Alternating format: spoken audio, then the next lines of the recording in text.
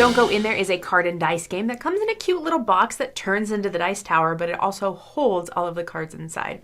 I was playing this because I was curious about my top 10 Halloween games, and I was like, this came out last year, maybe this would make it on my list, which, spoilers, it did.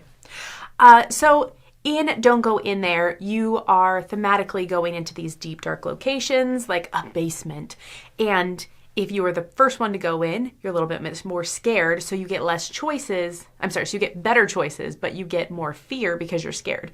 Whereas if you're a later on person to go in, you've seen that the people in front of you are fine, so you're a little less scared, but you have less choices at the end. And you may be asking, what are you choosing? Well, you are choosing cards. And at the end of this game, you want to have the least amount of points to win, and all of these cards have points on them.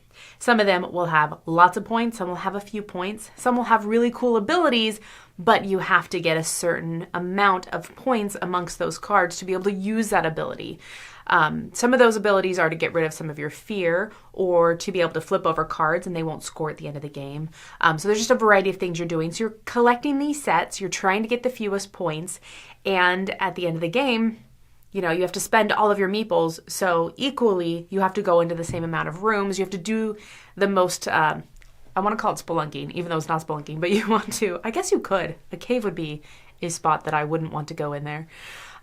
So you're trying to go into those spaces and just get the fewest points. So I gave this a 6. I think that the dice tower is very clever and cute.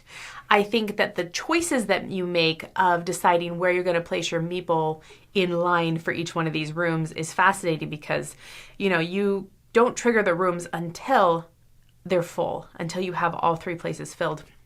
And so, early on you may be like, you know what, I don't think I'm going for tomes. I don't think I'm going to make it. They're going to let me get rid of cards, but I think the other players are going for those and I'm probably not going to get them.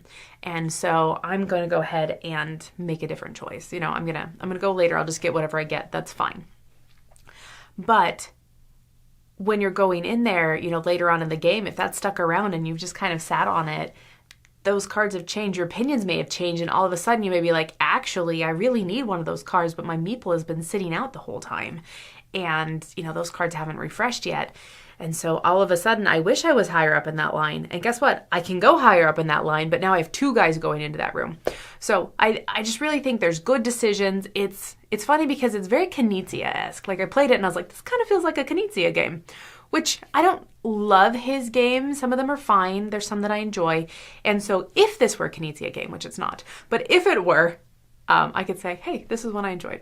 So anyways, it gives me some of the feels of his games, and I enjoyed it. So there you go. It was a 6. I don't think I'd pull it out unless someone else really wanted to play it, and that's why I gave it a 6.